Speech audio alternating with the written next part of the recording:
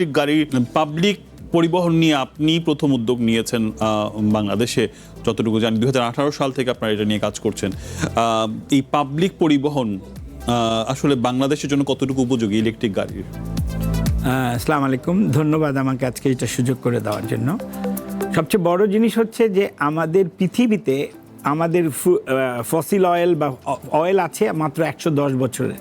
কাজেই আপনার কোনো অল্টারনেটিভ নাই যে আপনি ইভিতে যাবেন না, ইভিতে না যেয়ে কোনো অল্টারনেটিভ নাই। এটা খুবই সুন্দর উদ্যোগ, কিন্তু আমরা 2018 থেকে চেষ্টা করে আজকে পর্যন্ত একটা পলিসি দাঁড় করাতে পারি না বাংলাদেশের জন্য।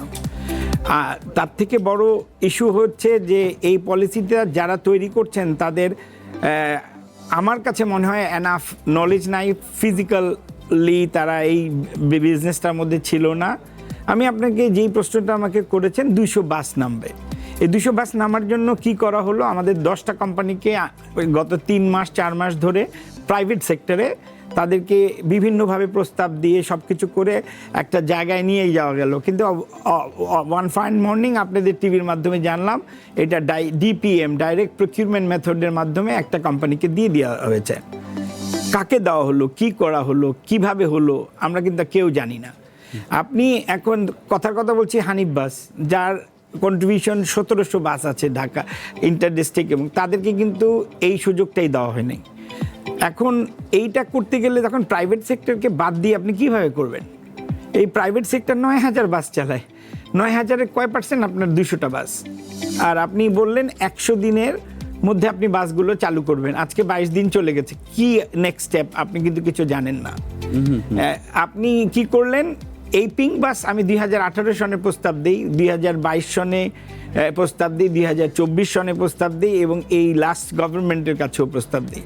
পিঙ্ক বাস পাকিস্তান সাকসেসফুল হয়েছে এই কারণে 400 বাস তারা একসাথে নামিয়েছে, এবং ইলেকট্রিক বাস। আপনি এখন একটা অশোক লিলেন বা এই পুরনো ভাঙাচুরা বাসকে লক্ষ টাকা খরচ করে রেডি করে আপনি নামাই দিলেন। এখন ওই 2 দিন পরে, যেরকম কালকেই আমি একটা টিভি প্রোগ্রাম ফলো করছিলাম, যেই টিভি প্রোগ্রামে আপনি দেখছি যে উনি ফ্লাইওভারে উঠতে পারছেন না, বা ওই ট্রেনিংটাই তার নাই। উনি নেমে গিয়ে ওনাকে যে হেল্পার ছিল একজন প্রশিক্ষক, উনি এসে এটাকে ওনাকে উঠেছে। আপনি ইউ ক্যান জিমিক দেখানোর জন্য তো আপনি এই সলভ করতে পারেন না। পিঙ্ক বাস মহিলাদের জন্য 1 ঘন্টা করে দাঁড়ানো হয়েছে, আপনি ঢাকা মিরপুর থেকে মতিঝিল একটা বাস দিয়েছেন। উই ওয়ান্ট, মানে আমি যেটা বুঝতে পারছি যে আপনারা অনেকদিন ধরেই এই গণপরিবহন নিয়ে কাজ করার কথা বলছেন, যেখানে পাকিস্তান ইলেকট্রিক বাসে অনেক আগেই চলে গেছে। আমরা এখন 200টা বাস নামানোর কথা বলছি, তাও এটা নিয়ে এখনো কোনো ক্লিয়ার মেসেজ আমাদের কাছে নাই। কেন নীতি নিতে এত দেরি কেন? আমি আপনাকে একটা কথা বলি, 2022 সনে আমাকে 40টা সিটি বাস চালানোর পারমিশন দিয়ে অনুমোদন দেওয়া হয়, আমার কাছে সব পেপার ওয়ার্ক আছে। সেই অনুমোদন দেওয়ার পর আজকে পর্যন্ত আমি ভাড়া নির্ধারণ করতে পারেন নাই। তারপরে আপনি বলছেন যদি আমি একটা ইলেকট্রিক বাস কিনে নিই তাহলে আমাকে 30% ডাউন পেমেন্ট দিতে হবে। একটা ইলেকট্রিক বাস আর একটা ডিজেল বাসের ডিফারেন্স ইজ অলমোস্ট 10 টাইমস।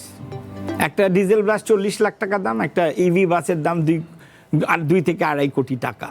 তো আমি যদি 30% মার্জিন আপনাকে দিতে হয়, তাহলে আমাকে দিতে হচ্ছে প্রায় 80 লক্ষ টাকা। তো 80 লক্ষ টাকা না দিয়ে তো আমি 8টা ডিজেল বাস পাবো। আমার কি দরকার পরিবেশের কথা চিন্তা করতে, মানুষের কথা চিন্তা করতে? তারপরে আপনি বলছেন ব্যাংকগুলোতে যখন আমরা প্রাইভেট সেক্টর যাচ্ছি, আমাদেরকে বলছেন যে এই বাসটা গ্রিন না। ইভি বাস যদি গ্রিন না হয় কি হবে? গ্রিন ফান্ডে আমাদের এক্সেস নাই। তৃতীয় জিনিস হলো যে আপনি এই গাড়িগুলোকে 100% কোলাটেরাল দিতে হবে।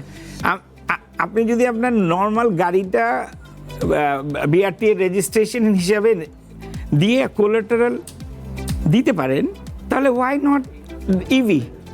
সারা পৃথিবীতে যদি কেউ একটা ইভি নামায়, পাকিস্তানও যেটা করছে, 0 tax, 10 years tax holiday to the private sector, and 25% money refund করবে। কিন্তু আমাদের তো আজ হোক কাল হোক এই ইলেকট্রিক গাড়িতে যেতেই হবে, কারণ যেখানে বিশ্ব যাচ্ছে সেখানে তো আমাদের যেতেই হবে। কেন এটা এখন থেকেই সরকার উদ্যোগ নেওয়ার জন্য যারা প্রাইভেটলি আপনারা কাজ করছেন তাদেরকে সুযোগটা করে দিচ্ছে না? ওই যে আমরা ওই ক্ষমতাবান না, আমরা প্রিভিয়াস দুই গভর্নমেন্টের সাথে থাকতে পারি নাই, আর এই গভর্নমেন্টও আমাদের কথা শোনার জন্য কার কাছে যাব? আমাদের কেউ উপরের লেভেলে তো কেউ নেই। এইটার জন্য যেটা উচিত ছিল যে ছোটোবেলা থেকে পলিটিক্স করলে হয়তো বা এমপি হয়ে যেতাম, তখন আপনি আমার কথা শুনতেন। 6 বছর ধরে আমরা 100 টাকা ব্যাংক ফাইন্যান্স পাইনি। তারপরে আজকে আপনি যে ইভি দেখছেন, এইটার জন্য আমি অ্যাটলিস্ট 100টা টকশো করেছি এই 18 থেকে এই পর্যন্ত। কিন্তু যেই লিস্ট আপনি দিলেন যে ঢাকা শহরকে 8 ভাগে ভাগ করে 7টা কোম্পানি ই রিক্সা চালু করবে, সেখানে আমাদের নাম নাই কেন?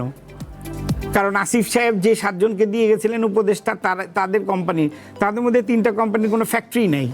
আমাদের 2টো ফ্যাক্টরি আছে, আমরা ওই ফ্যাক্টরিগুলো শাটডাউন করে দিচ্ছি। পলিসির হাজার প্রবলেম আছে। আপনি দেখবেন একটা MBA স্টুডেন্টের মধ্যে দেখবেন দুইজন, যে কে ভালো করে, যে চাকরি থেকে গিয়ে MBA-টা করছে বা MBA শেষ করেছে। কারণ এক্সপিরিয়েন্স ইজ আ জকি।